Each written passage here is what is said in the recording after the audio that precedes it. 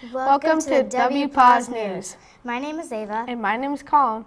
We are students from Miss Monteiro's 5th grade class at Matthew Thornton. Today we're going to talk about the Rose Bowl Parade, The 1980 U.S. Olympic team, a recycle booster that launches up into space, an interview with Miss Monteiro, a story about Sean Wright, the Rockettes, Straight to Danger for Kids, and lastly, blizzard survival tips. First, we have Alex talking about the Rose Bowl Parade. Thank you. Hello, my name is Alexander, and I'm going to talk about the Londonderry, New Hampshire High School Marching Band's trip to the 2018 Rose Bowl Parade. The parade is held in Pasadena, California. After the Rose Bowl Parade is a Rose Bowl football game. This year, the game was between the Oklahoma Sooners and Georgia Bulldogs. At the parade, they have floats, horses, and marching bands, including the Londonderry High School. It was on NBC, ABC, Hallmark Channel, and Univision, and it could be live streamed. The school's principal, Mr. Parent, made the announcement to the band that they're in the Rose Bowl Parade earlier last year. They're the only New England band to perform there in 2018. It took many hours of practice and lots of fundraisers to pay for this trip. Over 300 students and chaperones flew to California. Their instruments were sent by trucks. They're the second band to march along the 5.5-mile route. The marching band went to Disneyland after the parade. Mr. Andy Susi, the band's director since 1992, said, "This is big. This is really big. The town of Londonderry should be proud that they're in the Rose Bowl Parade." Back to you in the studio. So cool. I hope I go to that parade someday. That's one interesting parade. Next up, we have Colin talking about the 1980 Olympic team. Hi, my name is Colin, and I will be telling you about the 1980 Olympic men's hockey team. The Winter Olympics are coming this February, and will be the 28th anniversary of the greatest moment in sports history. Sports Illustrated selected the victory over the Soviet Union as the #1 moment of the 20th century. But you are probably wondering why this achievement is so important. Back in the late 1970s, there were issues going on around the world. America was in turmoil, and the country really needed something great to happen. Little did they know, the Olympic hockey team would bring great hope to America. The coach of the men's hockey team was Herb Brooks. Herb Brooks was actually an Olympic hockey player early in his life. Unlike other great teams, Herb wanted his team to be full of local players rather than professionals. Many of the players were from Minnesota. The United States was considered the underdogs as they entered the 13th Winter Olympic Games. After long-fought games, the USA took on Finland in the gold medal game. The game was intense and the final score was 4-3. The United States of America had done the unthinkable. Al Michaels, the announcer, said the now famous line, "Do you believe in miracles?" The victory was just what Americans needed to feel hopeful again. In 2004, Disney created a movie called Miracle that portrayed all the events of the 1980 Olympics. Sadly, Herb Brooks died before he could ever see the movie. I highly recommend checking out the Winter Olympics this year, and I will definitely be cheering on Team USA. Back to you in the studio. I definitely want to watch the Olympics this year. Next up, we have Ava talking about a recycled booster that launches up into space. Hello, my name is Ava. Today I'm going to be talking about a recycled booster used to power spacecraft. Did you know that space travel is expensive? This is because every launch requires a new rocket. You cannot use the same one twice. There is a company called SpaceX that's in Los Angeles who has figured out a way to save a ton of money. They discovered a way to recycle the most expensive part of the rocket, the booster. The booster separates from the rocket after it takes off, then it falls into the ocean. Because it falls into the ocean water, it cannot be reused, but SpaceX found a way to change that. The recycled booster is just as good as a new booster. Recently, SpaceX proved part of a used booster known as Falcon 9 can successfully launch up into space for a second time. This Falcon 9 was able to deliver cargo into space and land upright onto a drone ship. This was a huge accomplishment because they are helping space travel to become less expensive. They are even trying to refurbish the used rocket so that it can be used again only after 24 hours. If you are wondering why recycling is so important, I have an answer. It's important because it saves money and it helps the environment. If you're wondering how much a booster costs versus how much a recycled booster costs, I've got another answer. A new booster could start around $60 million, a used booster could start around $40 million. That's a gigantic difference of $20 million per booster. I really hope you learned something today. Thanks, see you next time, back to the studio. I didn't know you could recycle rockets. That's so cool. Next up is Larissa interviewing Miss Monteiro. Hi, I'm Larissa, and I'm going to be interviewing Miss Monteiro. Hi, Miss Monteiro. Can I ask you a few questions about why you want to be a teacher? Of course you can. Why do you like being here at Matthew Thornton? I like being at Matthew Thornton because of all of my students. What is your favorite part of the day? Ooh, my favorite part of the day is probably reading. I really enjoy teaching reading. Do you learn from your students? Yes, every day I learn something new from my students. They're always teaching me just like I'm teaching them. How old were you when you decided you wanted to be a teacher? I was probably in elementary school. Was your first job a teacher? No, back when I was a teenager, I actually worked at an ice cream shop. When did you first start teaching? In college, I worked at a few different schools, and then once I graduated from college, I had my first real teaching job. Is Matthew Thornton the first school you worked at? No, before I was at Matthew Thornton, I worked at a school in Portsmouth. How did you know that you wanted to be a teacher? I just really enjoyed being around kids, and I liked being a student in elementary school, so that made me want to be a teacher. What grade levels have you taught? First grade, fourth grade, and fifth grade. What is the list of your favorite students? I don't have a list of my favorite students. All of my students are my favorite. Why did you decide to be a teacher? Like I said, I really enjoyed being around kids, and I loved elementary school as a kid, so I kind of wanted to have a job where I could be in elementary school again. What college did you go to? I went to the University of New Hampshire. Did you do sports when you were younger? Yes, I played soccer for a long time, and I also was a figure skater for a long time. Did you play any instruments when you were younger? Yes, for a few years I played the clarinet. Is anyone in your family a teacher? Yes, my aunt is a teacher, my grandmother was a teacher, my mom was a teacher at one point, so it runs in the family. When do you plan to retire? Probably when I'm 65. Thank you. Back to you in the studio. I never knew so much about a teacher before. And Miss Monteiro even knows how to play the clarinet. Next up, we have Ethan talking about Shaun White. Hi, my name is Ethan, and I'll be talking about snowboarding. Snowboarding was developed in the United States in the 1960s because people wanted to find a new winter sport. Since snowboarding is similar to skateboarding and surfing, at first mostly skateboarders and surfers snowboarded, but by 1980 it became popular with other people too. Skiers were not happy to see boarders on the mountain. When snowboarding first started, they didn't want to share the slopes with them.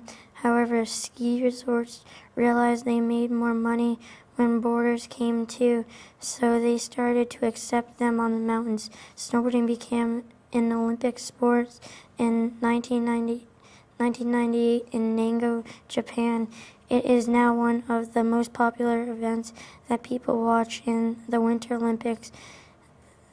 There are 3 events: halfpipe, snowboarding, cross, and parallel giant slalom. In the halfpipe event, boarders do tricks in a U-shaped track. The United States has a good snowboarding team. We have earned 24 medals since the snowboarding was added to the Olympics. Athletes like Shaun White, Hannah Teeter, and Kelly Clark are very famous names and combined to 7 Olympic medals for Team USA. Shaun White took up snowboarding when he was 6 years old. At the age of 13, he was the youngest athlete to sign up with a major equipment supplier and turn professional. He had won several snowboarding titles and Winter X Games. He is also an excellent skateboarder and surfer. Shaun was awarded a score of 46.8 points of possible 50 and finished in first place. While it's an accomplishment for him, the Flying Tomato is his nickname due to his bright red hair color. Shaun White qualified this year's Olympic. He scored event. This will be his 4th Winter Olympics. I can't wait to see how he does. Make sure to check out the 2018 Winter Olympics. That's all for now. Back to you in the studio. Wow, Sean White is a great snowboarder. Man, I want to snowboard now. Next up, we have Meg talking about the Rockettes. Thank you, Colin and Ava. Hi, my name is Meg, and I will be talking to you about the Rockettes. The Rockettes have been icons for almost a century. They originally started in 1920 and still perform today. They originally started. Are you wondering what the Rockettes are?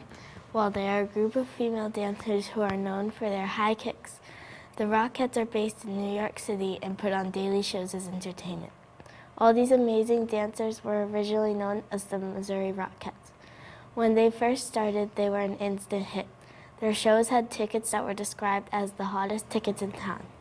Can you believe there's a certain height range? The range used to be 5'2" to 5'6", but now the range is 5'6" to 5'10". To be a Rockette, you also have to be proficient in jazz, tap, modern, and ballet. If you are a good dancer that fits into all of these requirements, you could have a chance to become a Rockette too.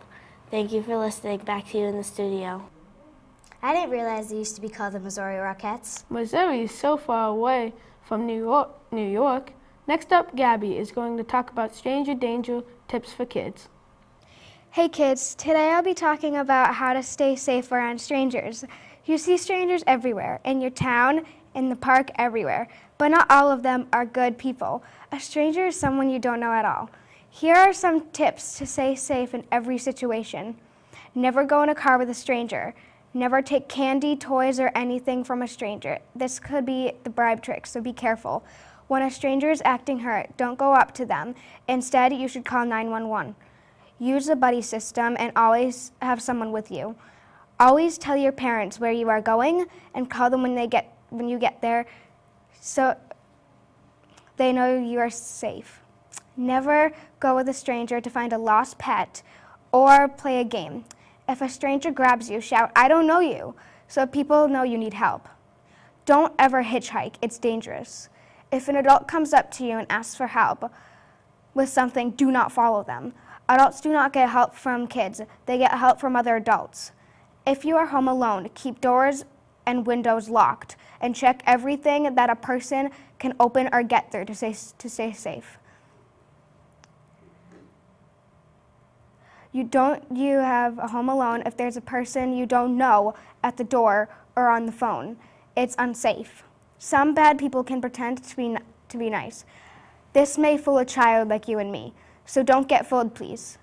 If a stranger talks to you, ignore them or walk past them, pretend they are not there. Never get really close to a stranger. Take a few steps back so you can escape safely. Memorize your name, address, phone number, and parent's cell phone number in a number in case of an emergency. If you get lost in a mall, find a store clerk or a police officer to find your parents. Be careful out there, kids, and be aware of your surroundings. Back to you in the studio. Wow, those are some helpful tips. Remember to stay aware of your surroundings, kids. Lastly, we have Addie talking about blizzard survival tips. Hi, I'm Addie. Now that it's winter, the possibilities of a blizzard occurring is very high. Have you ever wondered about tips and kits to help in a blizzard? Here are some of my tips for all of you. 1. Find sturdy shelter. 2. Find dry shelter and exercise to get blood flow if you get cold.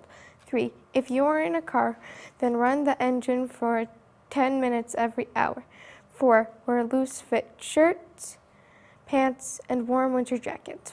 5. Make sure you to have a phone that's charged so you can call a person in your family.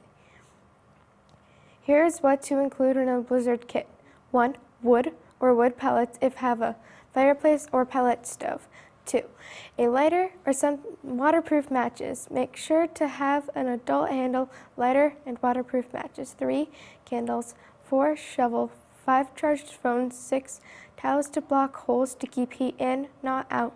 7. Blankets. And some food, water, and pet food. 8. Waterproof batteries and a flashlight. 9. Red color scarves to tie on to car door or antenna. I hope this was helpful information for you too. Stay safe and warm during a blizzard. Back to you in the studio. That is great to know in case a blizzard happens soon. I'm hoping for early spring and no more blizzards. Thank you for tuning in. This has been a WPAWS News production. That's all for today. See you next time. Hi, I'm Katie. And I'm Olivia. And welcome to WMTS News. Today we will hear stories about Pat's Peak, Spincraft, the Iditarod, Rick Riordan, Skeleton, Kelly Olenek, and Hurricane Maria. First, we have Stephanie with her local news segment on Pat's Peak. Hi, my name is Stephanie, and today I'll talk to you about Pat's Peak. Skiing in New Hampshire is one of the most popular activities to participate in during the winter. One of the mountains you can choose from is Pat's Peak. Pat's Peak is in Henniker, New Hampshire. The four Padney brothers made it in 1962. The summit elevation is 1,460 feet. There are 3 different beginner areas with their own lifts. Throughout the mountain, there are 3 terrain parks. There are a total of 28 trails and 11 lifts. If you are a novice, there are 14 trails for you. If you are intermediate, you can choose from 6 trails. There are 3 trails for expert skiers and 5 trails for advanced skiers. Most trails are named after winds. There are also 9 graded areas. In 1973, Snow White and 7 wells were installed. Snow White is the largest single snowmaking compressor in New England. It is fed by 7 wells. Pat's Peak has the only beginner run open day and night in New Hampshire. You should go to Pat's Peak to ski. It's a lot of fun. Back to you in the studio. Wow, maybe I'll go to Pat's Peak. Now, here's Olivia with Spincraft. Thank you, Katie. Hi, my name is Olivia, and have you ever thought about what you want to be when you grow up? Well, today I'm going to talk about a job you might be interested in.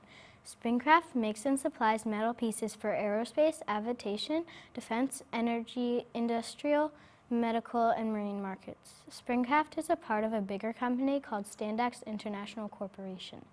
An example of a job at Spincraft is a press operator. A press operator produces parts from metal, plastic, and other materials using a punch press. A punch press is a machine controlled by a computer. Another job at Spincraft is a CNC machinist. A CNC machinist makes adjustments to the machine to control speed, material feed, and the path for its cuts. They also have to make sure the machine works properly. There are certain requirements for these particular jobs. In order to be a CNC machinist, you must have a high school diploma or GED, and a minimum of 5 years of machine setup experience. Also, with 2 years of CNC experience is preferred. You must have the ability to follow all the safety rules so you don't get hurt and follow the directions you are given. A CNC machinist must be able to do trigonometry and general math concepts. To be a press operator, you need to have a high school diploma or GED, 2 years of experience in machines shop, and also 2 years of experience in the setup of operation of presses. You must have very strong math skills and good communication skills. Those are some qualifications you will need to get a job at Spincraft. Spincraft has many locations such as Wisconsin, United Kingdom, Massachusetts, and Ohio. All of these companies do different tasks like building materials for aviation, defense, energy, medical, and space systems. Do you think you want to work at Spincraft? Thanks for listening, and I hope you learned a lot. Back to you in the studio. Now I know that Spincraft isn't just about space. Next, we have Ronan with the last great race, the Iditarod. Hi, my name is Ronan. Today I'm going to tell you about the race with a lot of husky, the last great race, the Iditarod. The Iditarod is a sled dog race covering a whopping 1,000 miles. People from all over the world travel to Anchorage, Alaska to compete and to also watch. Every year, the competitors, also known as mushers, take a different route. They take one route in even years and another route in odd years. This year, they will take the even route. If you're the race, you need a ton of preparation. Mushers need gear, food for themselves and the dogs, a sled, etc.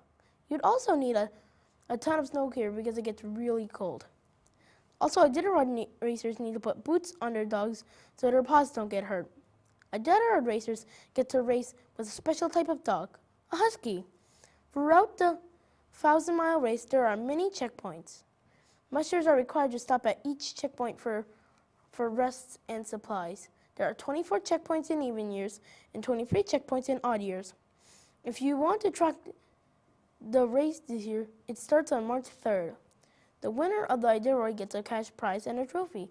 Last place gets a prize too. He or she gets a red lantern. If I was a racer, I would have lots of fun. I hope you enjoyed this segment. Now back to you at the studio. I wonder how hard it must be to train for the Iditarod. Now Katie with famous author Rick Riordan.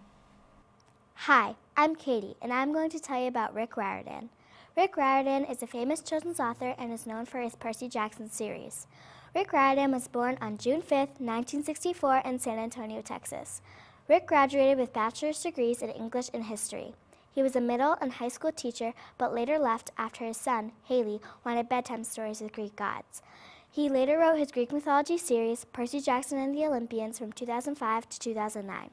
After that, he wrote The Heroes of Olympus from 2010 to 2014. Some of his other series are The Trials of Apollo, The King Chronicles, Magnus Chase, The 39 Clues, and more. Percy Jackson's The Lightning Thief and The Sea of Monsters were made into movies in 2010 and 2013. Rick was not in any control of the movies at all, and he made that clear on his website. He said that the author of the book never controls the movie. He included that he had no inside information. Rick now lives in Boston, Massachusetts with his wife, Becky, and his two sons, Haley and Patrick. Rick Riordan is still writing his amazing books today, and I highly recommend that you check them out. Back to you in the studio. I love Rick Riordan's books. Same. Next we have Thomas with Skeleton. Hi, my name is Thomas. When you think of a skeleton, you probably think of bones that show up in an X-ray machine. But did you know that skeleton is also a sport? Skeleton includes people flying down a bobsled track at around 90 miles per hour head first on the skeleton of a bobsled. Skeleton was invented in St. Martinez, Switzerland around the 19th century. It became an Olympic sport in 1924. Then, in 1948, skeleton was taken out of the Olympics and replaced with luge. People thought the sport was safer because competitors ride feet first instead of head first. Finally, in 2002, skeleton was put back in the Olympics as a sport. Skeleton is in this year's Olympics. The equipment used for the sport includes a helmet, elbow pads, shoulder pads, and spiked boots or shoes. The sled can't weigh more than 95 pounds for men and 77 pounds for women. This year, 2018, skeleton is hosted in February at the Olympics in South Korea. The men's skeleton race will be on Thursday and Friday, February 15th and 16th, and the women's is on Friday and Saturday, February 16th and 17th. I can't wait to see it. This year's men racers for the USA are Matt and Toyne from Wisconsin and John Daly from California. The women racers are Katie Unleaded from Colorado and Kendall Wesenberg from Colorado. I hope they win a medal. That's the wrap on skeleton. Now back to you in the studio. I didn't even know that skeleton was an Olympic sport. Next, we have Anthony with Kelly Olenek. Thank you, Katie and Olivia. Hello, my name is Anthony, and I'm here to tell you about why Kelly Olenek left the Celtics. If you ever wondered why Celtic Kelly Olenek was traded to the Miami Heat, well, I can tell you. It all started with the NBA salary cap rule. This is a rule that all NBA teams must obey.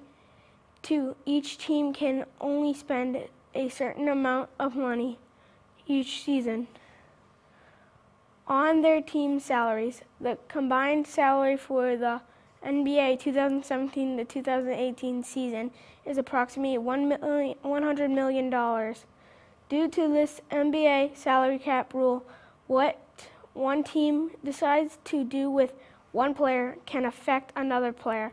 This is what happened to Kelly Olenek in the instance, if Gordon Hayward of the Utah Jazz had stayed in Utah, then Olenek would have remained a Celtic, but he didn't. And since Olenek is such a desirable player, he was immediately scooped up by the Miami Heat within 24 hours. Olenek then signed a sweet 4-year deal with the Miami Heat worth $50 million. Facts is Kelly is a strong player. It's too bad that his team was so sad when he left. I can see why. In the last 4 years, he averaged 9 points per game and shot over 36% from the three-point line. But Kelly wants to keep growing as a player.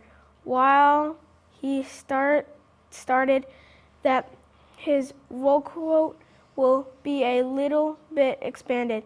It will definitely be different down there. Even though it was super tough leaving Boston, he's excited to join Miami, especially after Hurricane Irma hit. Olenek committed being from Canada. All my family is in Canada. One thing, you know where your home is. And when Hurricane Irma hit in Miami, the only place I knew to go was here. It's a good here that Olenek feels that way. He will make a difference in his new hometown of Miami. Thank you. Back to you in the studio. I can't believe that Kelly Olynyk got traded to the Miami Heat. And lastly, we have Jaden with Hurricane Marina in Puerto Rico. Thank you, Katie and Olivia. Hi, my name's Jaden. I'm going to be talking about Hurricane Maria and its destruction. There was a storm on September 2nd, 2017 that hit all of Puerto Rico. The name of the storm was Hurricane Maria. The devastating storm dropped 10 to 15 inches of rain, caused big waves, flooding, and mudslides. This flooding also caused destruction of homes and buildings. The intense winds of this Category 5 hurricane moved houses, cars, and trees, and displaced people and animals. Tragically, some lives were lost. Where unfortunately, after all natural disasters, there are many costs to fix the damage. And the cost to fix it was $95 billion. It didn't help that Puerto Rico was also hit by Hurricane Emma. And once the storm was over, many people came together to get Puerto Rico back on their feet. New England helped by donating water, food, and adopting lost cats and dogs. To save the animals, the military brought them to America, vets, and shelters. It was amazing to see many people helping the victims of Hurricane Maria, but there was also so much left to do. If you're interested in helping who were affected by Hurricane Maria, you can donate money or even consider adopting a pet. You can also contact PETA or your local ASPCA. Back to you in the studio. That was amazing, but that's all we have for today. We hope you liked it. Thank you for watching WMTS News.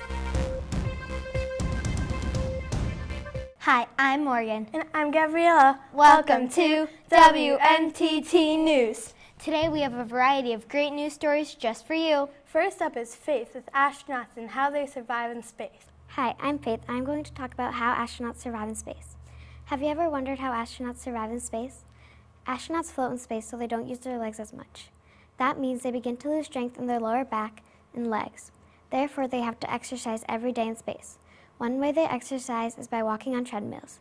Another way they exercise is by pedaling on a stationary bike. This exercise prevents any loss of muscle strength and keeps them in shape.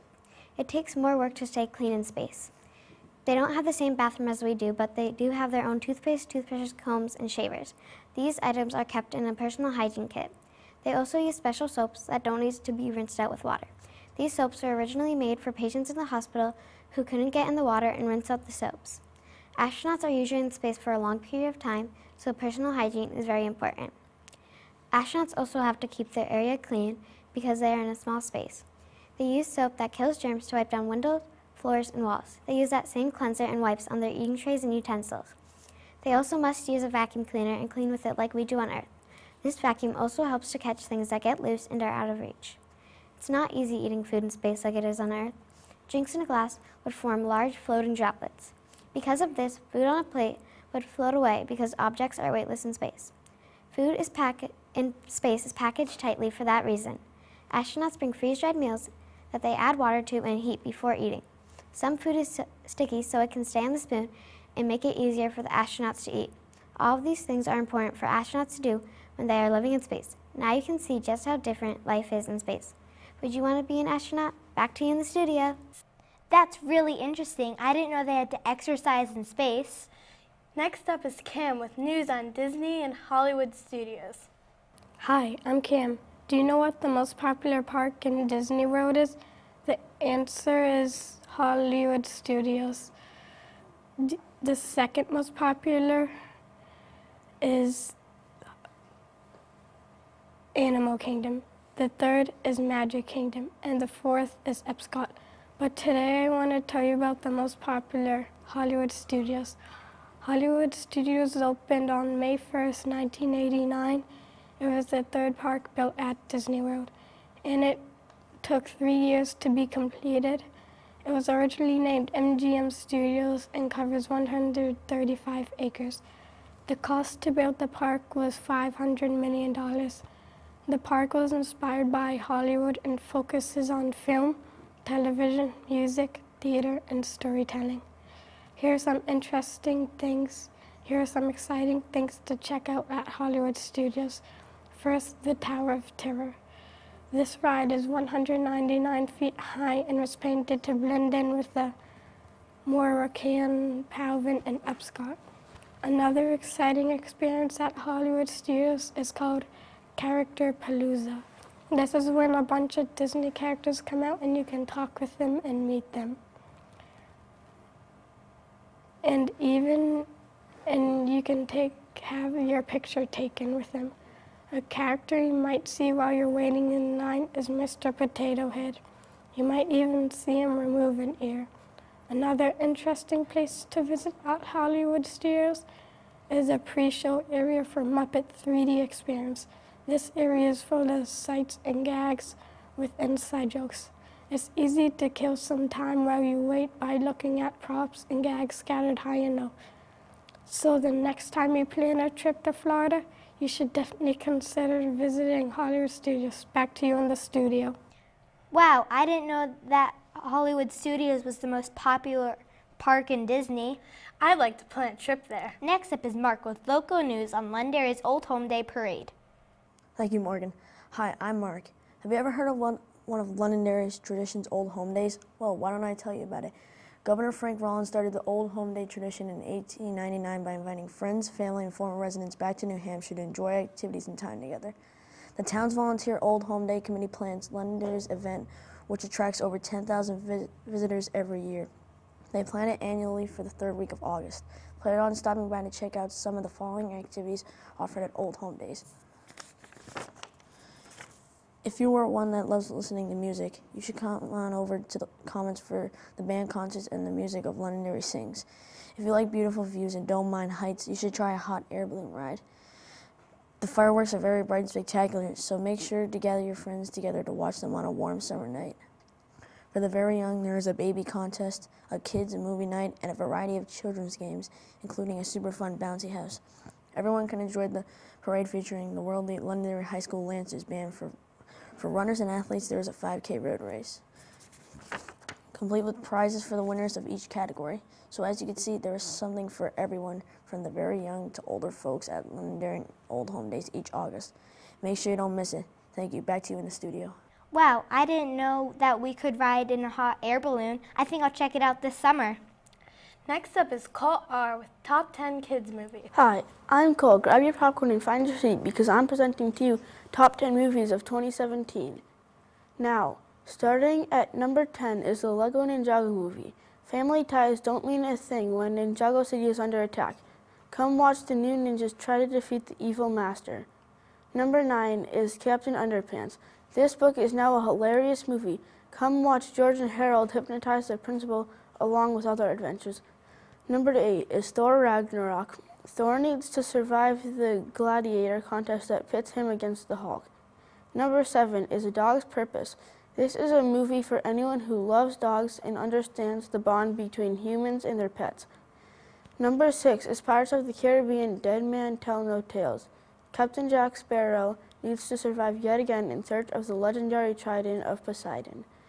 Next, number 5 is Beauty and the Beast. Enjoy this classic movie about Belle and the prince, who is the beast, and their unusual friendship.